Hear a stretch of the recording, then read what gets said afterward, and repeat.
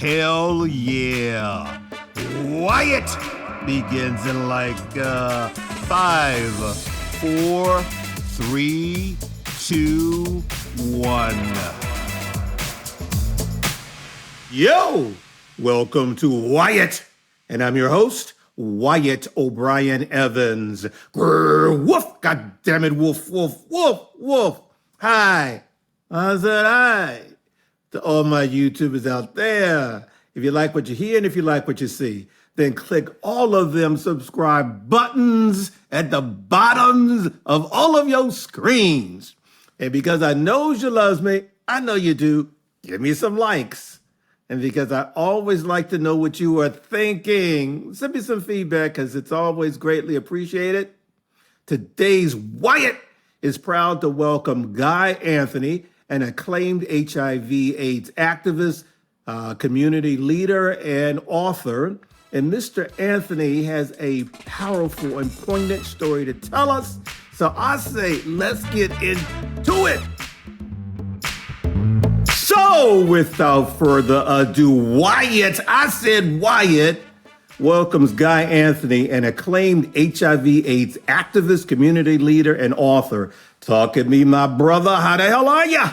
I'm good, man. It is a little nippy in New York, but I love it. So I'm excited to be here. Thank you for having me. Oh, listen, man, it's my pleasure. Thank you for taking the time out of your busy schedule to drop by, Wyatt. Of course. Now I got a question. You know what? Yeah. Okay, I'm going to tell you what. Okay. I want to be just like you when I grow up. And I'm going to tell everybody why, because I love giving the audience resumes and CVs. And here's yours. Okay. Pause Magazine recognized you as a top HIV prevention leader, and the National Black Justice Coalition named you an influential LGBTQ plus leader. You served as a program manager for Us Helping Us, a community-based organization in Washington, D.C. That's my town. And Us Helping Us supports Black, gay, and same-gender loving men in navigating health care and achieving viral suppression.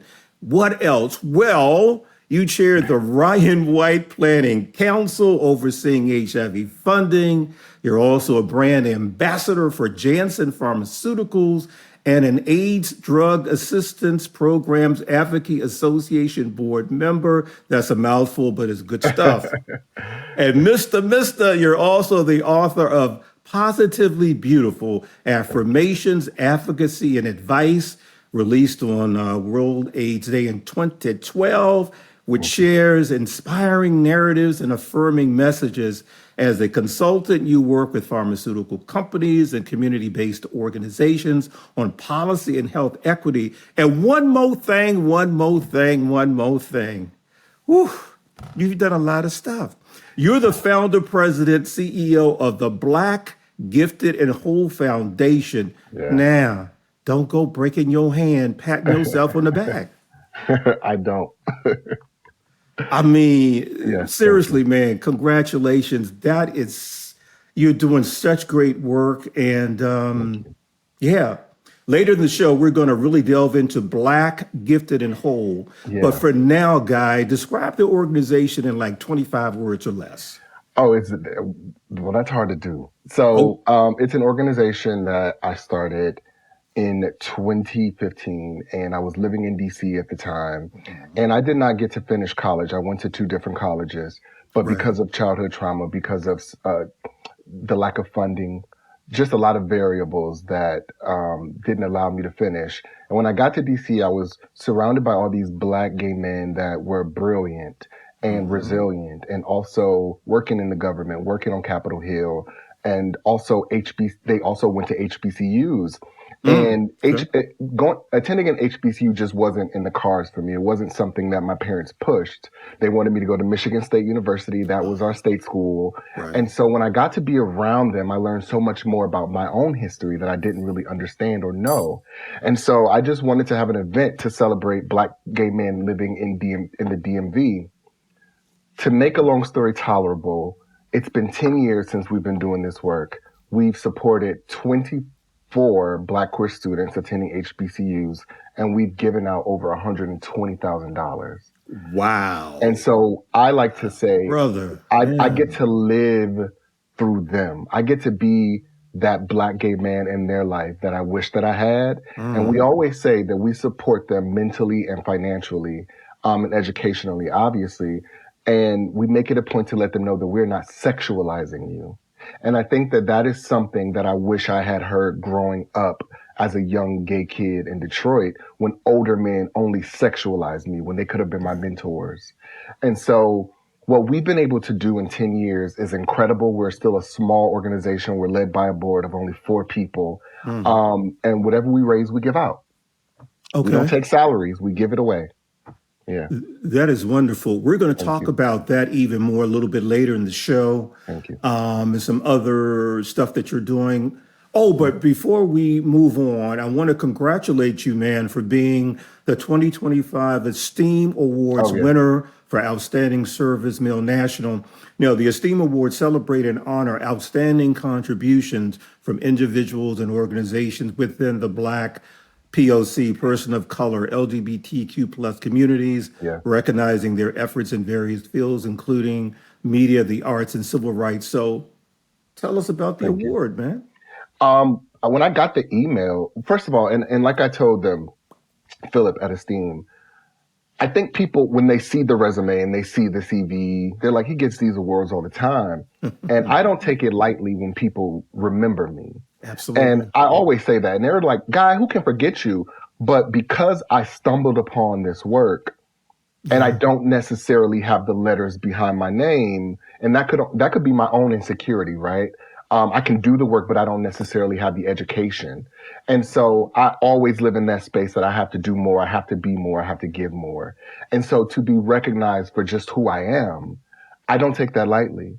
And so, I couldn't be there in the flesh, but, I sent them a really heartfelt message because it really does feel great to be remembered. I've gotten a Mhm. lot of awards over these couple years that I've been doing this work. Shit, I've been doing it since 2009.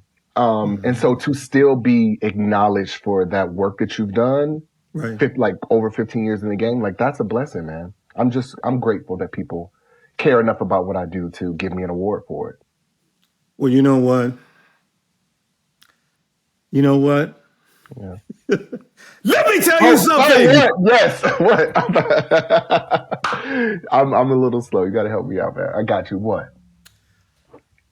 See, now you exhausted me. No, I'm just I'm kidding. sorry.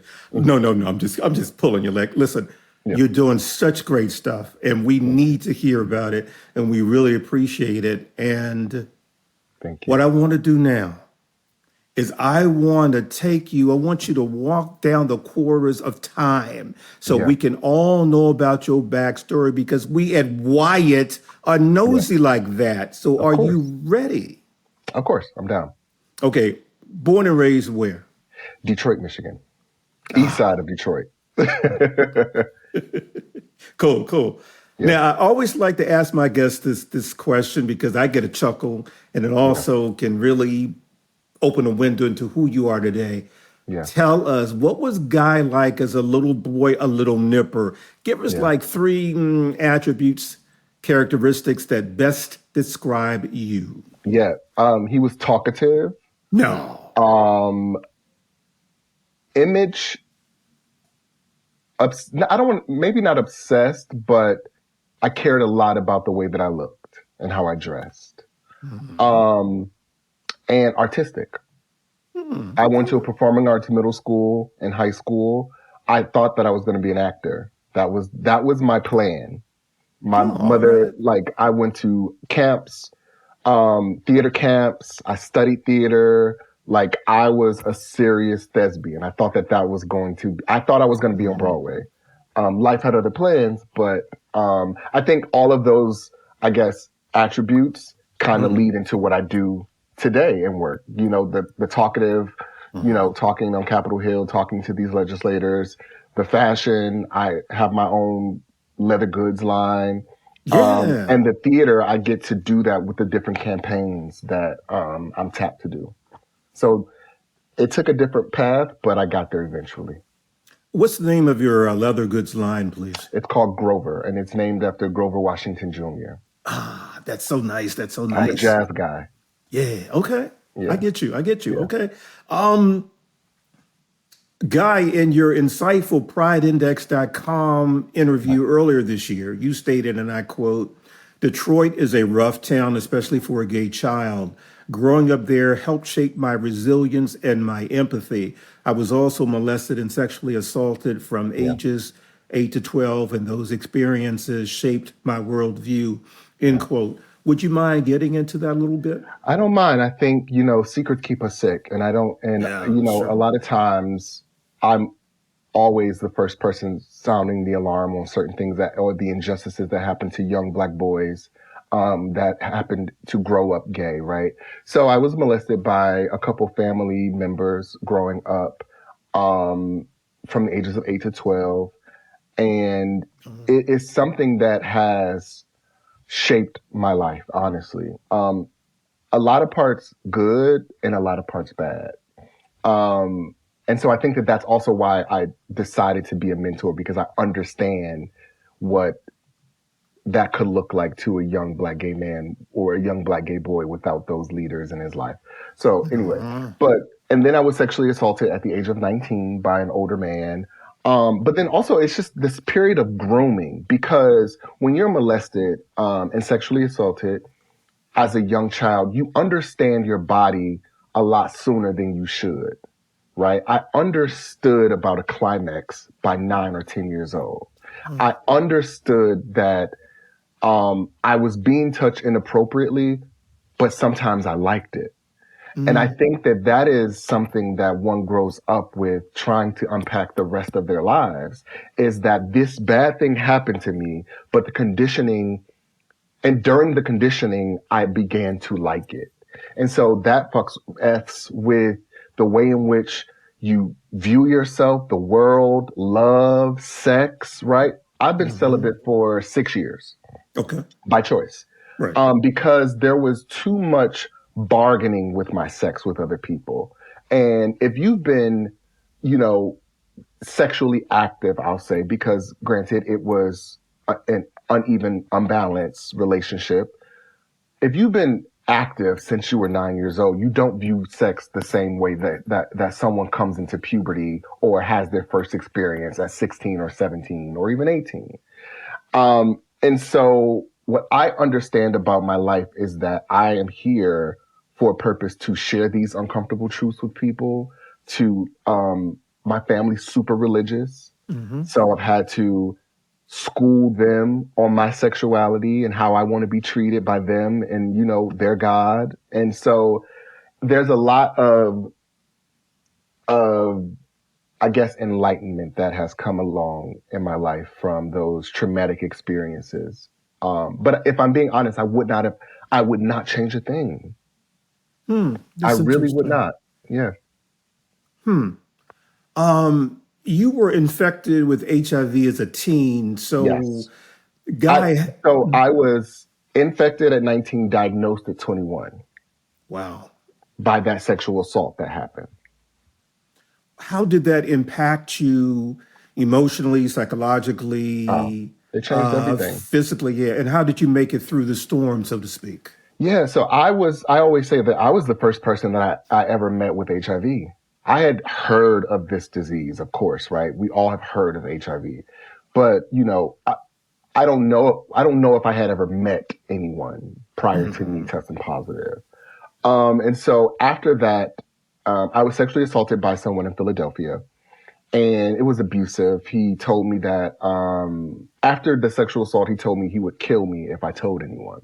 So I ended up having to escape Philadelphia. I ended up in Atlanta. And so, again, to make a long story tolerable, I just went into a deep depression. I had already been living with depression, unchecked depression, as a child because of what was Right. happening to me and because I couldn't share that with anyone. And this just, like, turned the flame up to 10. Oh, yeah. I And can I imagine. began to abuse drugs, alcohol, and sex because of that. And I remember when I was living in Atlanta the second time, there was a 3-year wait for ADAP, which is the AIDS Drug Administration Program. And essentially it's for people living with HIV that that have no insurance or underinsured. It helps them get Uh, free or discounted medications. right. And there was a 3-year wait for medications there. Wow. And I said, something clicked. And I said, I will absolutely not die in Atlanta from this disease. Because even though I wasn't living in my purpose at that time, I still wanted to live. Sure. And Sure. so I remember, doing what I had to do. I found a community-based organization there called Evolution Project. It was under Aid Atlanta. It was a subsidiary of them. And I said, if I can volunteer with this organization, maybe they can connect me to the resources that I deserved. And in Hmm. any of this, I always felt that I deserved these resources. I was not afforded them until later on, but I felt like I deserved them as anyone else should. And Absolutely. so the 3 years that I was volunteering there, I met so many other people living with HIV that it humanized this disease to me. Because growing up, we would use certain words as like the bug or you don't want that and meeting these people that were actually thriving with this disease, it changed everything to me. And that's how the book Hmm. Positively Beautiful came along. Okay. We're going to get into that a little bit Okay. later. But I totally get what you're saying, and I'm so glad you found the resources Yeah. that you deserved and that you needed. So let's talk about your tenure at Yeah. us helping us in DC. Yeah. What's the mission of the organization, and what was your role, Guy? I'm not. I think the mission has probably evolved since I was Hmm. there, but essentially under Ron Simmons, God rest his soul, I understood that they were the first Black organization that dealt with Black gay men and trans folks in living with HIV in DC. Right.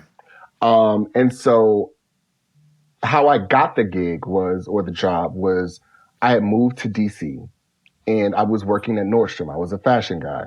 And I Oh. found them again doing my research, right? I'm like, I want to Hmm. work in an organization where I felt fulfillment. I did not feel fulfilled working for a Nordstrom, a multi-billion dollar corporation where I was just an employee. I Right. wanted to be seen as something vital, like a vital component of that organization. Hmm. And so I brought them my book. I had just released it in 2012 and I moved there in 2013. And so I brought them my book on my interview and they were like, we love it. You're hired.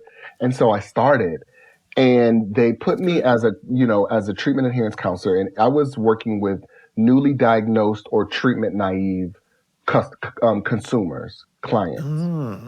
And so I was eventually bumped up to a coordinator. And Hmm. so essentially and then I also ran their, their support group for 18 to 29-year-olds living with HIV in my last year there.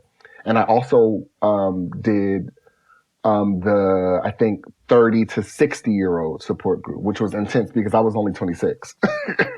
But I would see patients after they test positive, they would go through the process and they would meet me and I would go through what viral load is and, your CD4 count and Right. what to expect and just give them some real life tools that can assist them on this journey because it is a very long journey. And it's not just physically.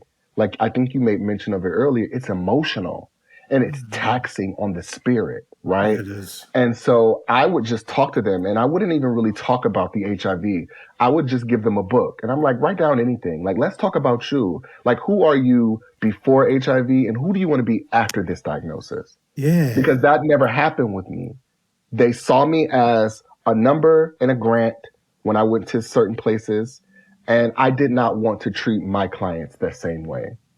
And that was one of the most fulfilling jobs I've ever had in my life, but also one of the most spiritually taxing because then when you lose a client, Yeah.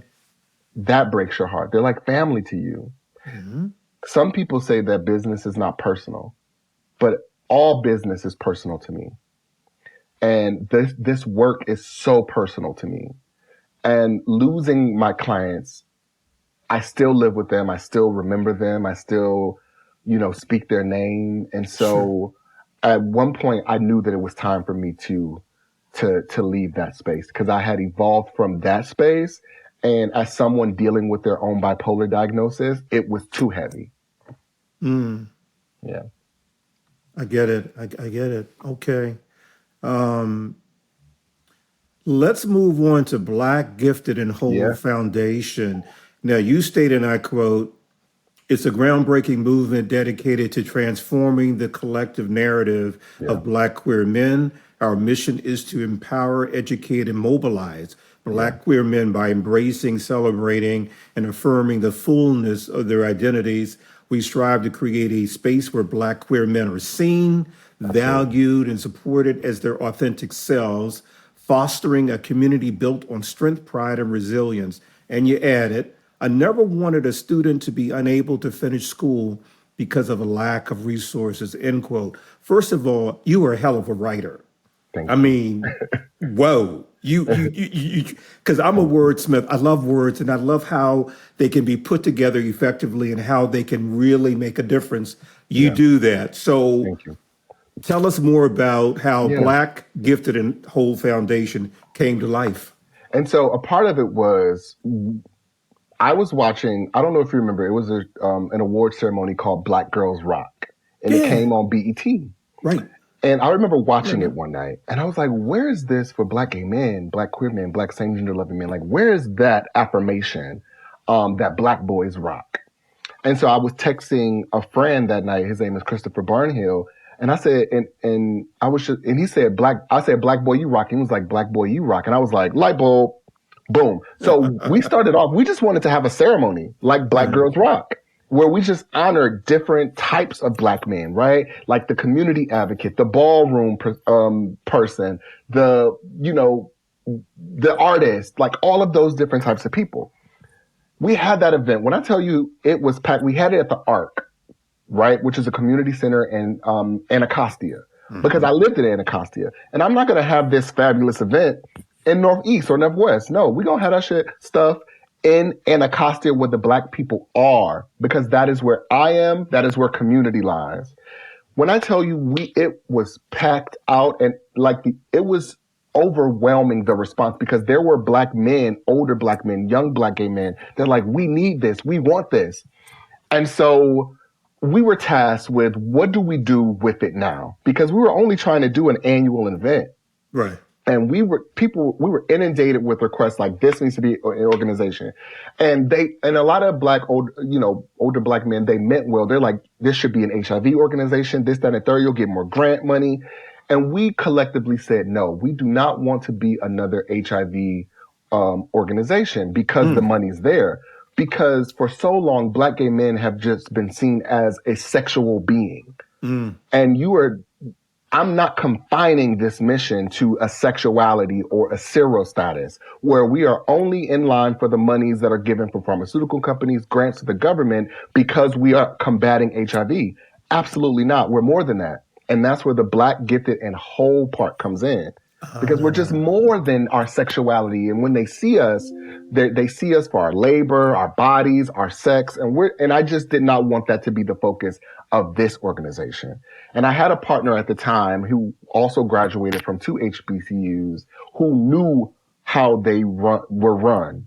And, mhm. a part of Alpha, the fraternity, like, but also was an out gay man, right? Also living with HIV. And so I'm sorry, they're non-binary. Their insight was a part of also what I wanted to bring to the table of the mentoring. And Mm. so we started off with one student, and we mentored him for a year, got him into Morehouse, flew down to Morehouse to get him in, gave him $5,000. And then there were people like, that's when the interest came. People were like, oh, we want to fund you. We want to give you money. We want to give you seed money. And we've just been keeping the ball rolling. Every year we try to do a different cohort. We've done a STEM cohort. We've done a grad school cohort. We've done just different cohorts. And I think we've graduated, three doctors, PhDs from our Get out of here. programs. That's great. And so I remember Wow. talking to Leslie, Dr. Leslie Hall, who was in grad school at the time. And we were Hmm. giving grad school students $4,000. And I was just like, I'm sorry, this isn't, it's not that much money. He was like, bro, you don't know that this $4,000 is helping me get to this finish line, cross that finish line. He's like, Exactly. you may think it's a small amount, but to a grad student like me, trying to get this doctorate, trying to make myself and my family and my community proud, this is something special. And so Hmm. it's those little insights that center you Right. and make you remember why you do it. Because, like you said, all the accolades, sometimes you forget the why. And I think hearing that from him solidified the why. Is it's not about the amount of money, it's about the act of just giving it to me or helping me reach this finish line for me, crossing it. Mm. Yeah. Wow. So I love my org. And we're Wow. still rocking 10 years. Yeah. Whoa, congratulations. I Thank you.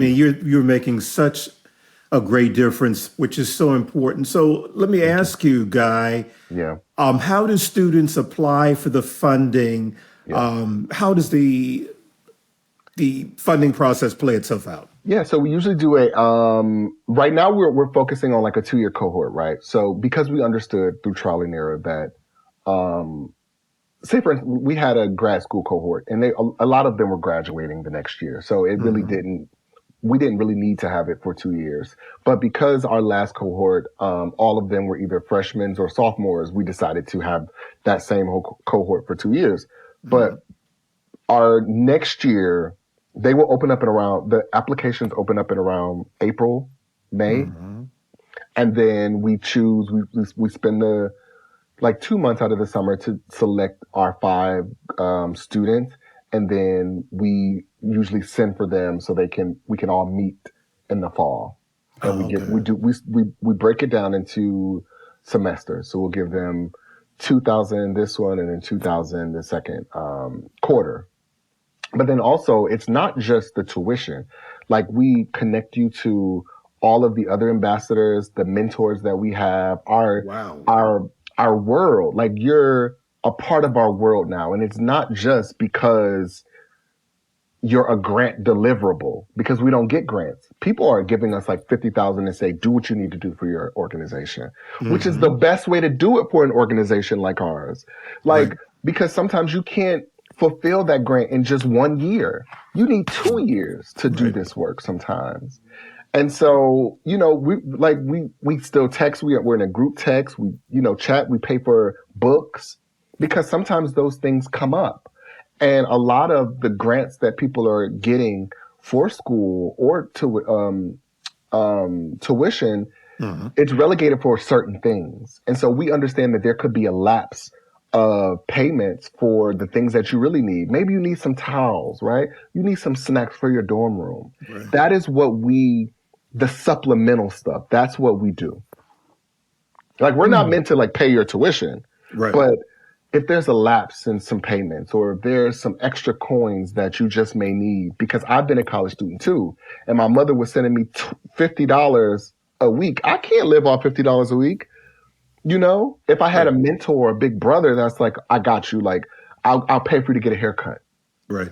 Those small things that may be insignificant to an adult that has a career are major to a college student. And we Ah. understand that. Yeah. Well, man, listen, every bit helps. I Every bit mean, helps. like you said, you need everything you can to cross that finish line. Absolutely. That is great. Thank you, Okay, Wyatt. sure. Okay, let's put on our author's hat Okay. so we can chat about your book, Positively Beautiful. So tell Yeah. us all about it. Yeah. So going back to my time in Atlanta with the 3-year wait for ADAP, and I remember hosting a dinner party because the gays love a dinner party. Okay. Yeah, we Cocktail party. do. We love a cocktail party. Yes, we do. And I remember I had an apartment with my best friend at the time, and we had like a little cocktail party or whatever. And like Mhm. I knew that most of the men in that room were living with HIV, but Okay. they didn't know each other because I was the only one vocal about it at that time. Like they Okay. knew I was doing this work. And so they would all come to me and be like, hey, you got the resources. Can you connect me? And so I remember leaving or when they all left, I'm like, that's crazy. The stigma is so palatable where Mhm. they're so ashamed Yeah. that people will judge them because they are living with this disease. Like they're not unattractive men. They're not stupid. They're not dumb. That, they're well dressed. They're well groomed. But this one thing is the one thing that brings them shame.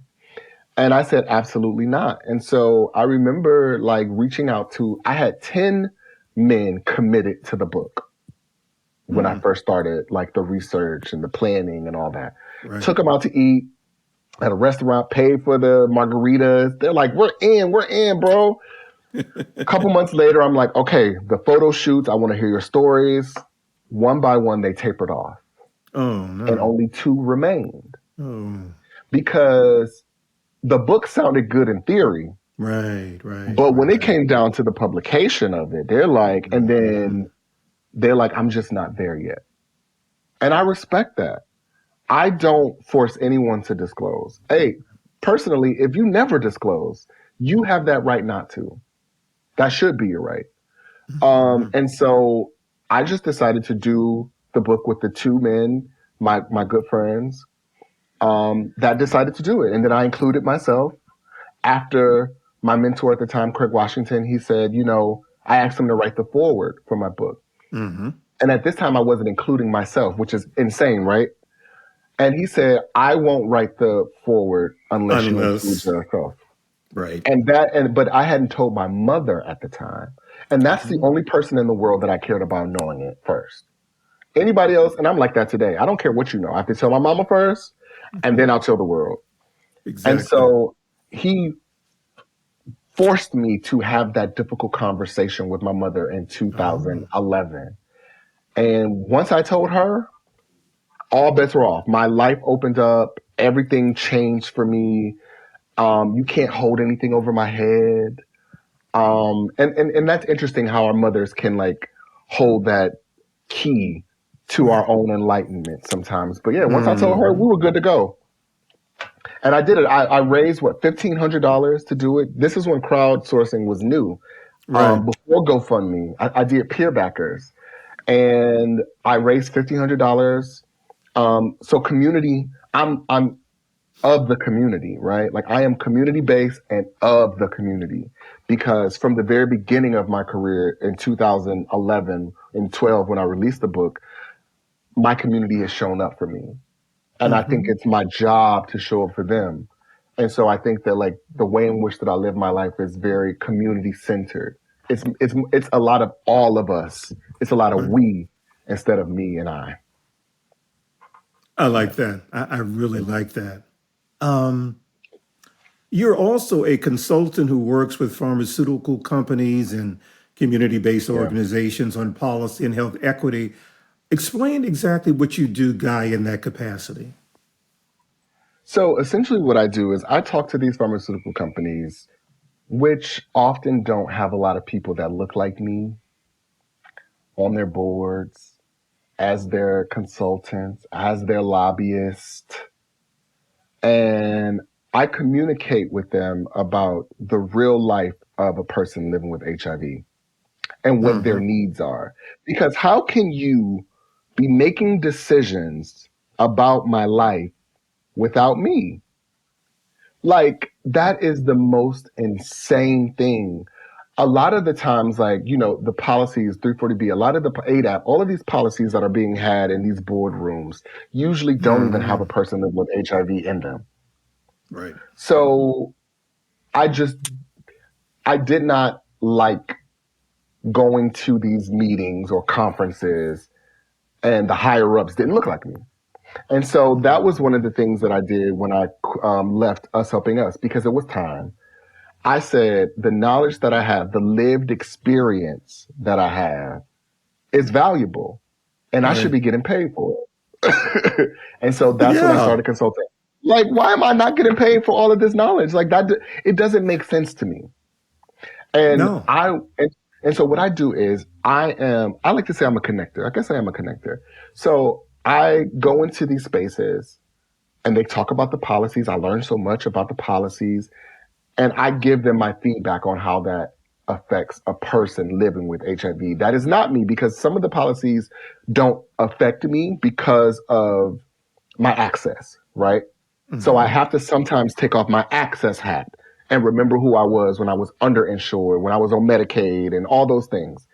And Mhm. then I connect other Black, gay, queer-led organizations with those pharmaceutical companies to get those coins. Ah, So one plus one is very two. nice. Yeah, Yes. So that's what I'm saying. It's absolutely. about community. And I'm Hmm. surrounded by Black, gay, queer men, same gender loving men that are brilliant, but don't Hmm. often get the opportunity to sit at these tables. Absolutely. And so I don't want to be the only one. And I'm Hmm. not going to be the only one. So if I have access to this pot of money, these coins, you better believe I know another organization that can use it. Listen, you're rare because too many times it's the crab in the Oh yeah. barrel Mhm. syndrome, Yeah. and that could be a whole nother show. So Uh, I really appreciate that. Thank you. What you do. Let me ask this important question. What is the state of HIV and AIDS in America in 2025? I mean, according to the stats, Black individuals make up a significant portion of those Yeah. living with HIV, accounting for like 40% of the total, despite Yeah. representing only like 12% of the US population. Latino individuals account for like 26% of the new diagnoses. Do you think, Guy, the focus on the disease has diminished, particularly with the development Crap. of more And retrovirals, excuse yeah. me? I I was just talking. I was at a summit, I think 2 weeks ago in Atlanta. We were just having this conversation, and there has been like a 16% decrease in HIV incidence in Black, gay, and bisexual men. So that's good, and That that is hasn't very good. right. Hmm. So that was from 2018 to 2022, right? So Hmm. we usually get these numbers. We're probably getting the numbers this year or early next year. Um, and I say all that to say that I think the state of HIV in Black America, I think we're on a great path, but there is still some disconnect because a lot of Black and brown people too, they don't have Uh-huh. access to the PrEP or the PEP. They don't know about those systems, Yeah. right? And Hmm. so a lot of the PrEP clinics are not in predominantly Black neighborhoods. Right. So when we talk about like even in DC, like I can name about two or three different PrEP clinics in DC. Hmm. A lot of their clientels or their clients are white men, Right. you know? But then also, I often think about the policies that are causing these numbers to spike or decrease. In 32 states, they still have HIV criminalization laws Mm. as statutes on the books. And a lot, and maybe 18 of them have harsh penalties, harsh convictions for people living with HIV. Right. And I am a person that believes that each of us should have autonomy over their bodies. If I have to disclose to you my status, you have to ask, right? And so I don't Right. think that anyone should be criminalized for living with HIV or non-disclosure. And Hmm. so I think also in those spaces that if I have the ability to be jailed because of my status, why would I disclose? Mm. Yeah. Yep. Yep. So I think that we've come such a long way, even from 2009 when I was taking my antiretrovirals. I had 4 or 5 pills. I take one. Mhm. So the advances are incredible, but there are still people suffering in silence because of the stigma. There are still people dying from a lack of resources. We don't consider the rural spaces, rural towns where people, maybe have Mhm. one hospital and it's 25 miles away. So I just think that there's always opportunity to do better. But I think we've come such a long way where a person can be on medication and live a long and healthy life. Mm. Okay. Well I mean, I'm, said. I'm prime Mhm. example. Yes, you are. Well Yeah, said. thank you. Okay. Let me ask you this. Yeah, What is your muse? I mean, what keeps you keeping on? What drives you to be the impactful force that you are? that's a good question. I think having a healthy level of unsatisfaction keeps me going. I'm not always happy with myself. I'm not always content with myself, but I always want better for myself. Mm-hmm. And also, because I am a big brother to so many, I never want to let them down. Mm-hmm. So my muses are the beautiful Black men that I mentor, that I've supported, that speak life into me, that I speak life into. They keep me going because they need someone like me, and I need someone like them. But then also, I think a lot of times people see the accolades and they see the acclaim and they forget that there's a real human being behind that drive, Mm-hmm. the sadness that I deal with a lot, the unfulfillment, the dissatisfaction with the way in which certain things happened in my own life. Mm-hmm. Those things are very real. But I know that I'm worth fighting for. Absolutely. And I think that that's what keeps me going, is that I'm worth fighting for. Mm-hmm. Yeah. You are. That was Thank you. poignant and exceptional. And I had another adjective in my head that just flew out of my head. I guess Okay. senility is catching up with me, It's but okay. It's okay. that was perfect. Thank Okay. you. How do us grown folk people connect with you, Yeah. contact you? Give us, please, all of your social media. Yes, I am Guy Anthony on Twitter. I'm not active on Twitter anymore, X. But Instagram, excuse me. Guy Anthony on Facebook. And oh God, a little gassy. I need an answer. And from my Instagram page, you can find all of my Grover, Black Gifted and Whole. You can find everything from my Instagram page, which is I am Guy Anthony. And then my website is imguyanthony.com. Yeah, Wonderful. Well, thank you. Mr. Guy Anthony, thank you for stopping by. Thank you. Wyatt! Thank you for having me. Man, I greatly appreciate you and everything you do. And you have an open invitation to come back anytime you want. Thank you so much. And I'll take you up on that offer. You better. All right. Bye-bye. Yeah. So, y'all, there you have it. You can find the official Wyatt podcast page at WyattEvans.com, the go-to destination for LGBTQ plus news, features, commentary, and entertainment. WyattEvans.com is visited by more than 100 countries on the regular. All I can say to that is, hey, baby. And at WyattEvans.com, you'll find my smoking hot, HAWT hot, Nothing Can Tear Us Apart series of novels. And as you just saw on the top, the newest installment is called Shattered. I said Shattered. And y'all, Shattered is full of action, danger, intrigue, sexually charged situations, passion, and all of the wonderful elements that you're used to in the Nothing Can Tear Us Apart series of novels. So get your new copy of Shattered. Now you can follow me, your host, Wyatt O'Brien Evans, all across social media, and poof is right there for you to peruse, like TikTok and Twitter and Facebook and Instagram. And if you have any comments or whatever, you can hit me up at wyattonair@gmail.com. So until next time, y'all, woof, goddammit, woof, woof, woof, woof. I said woof.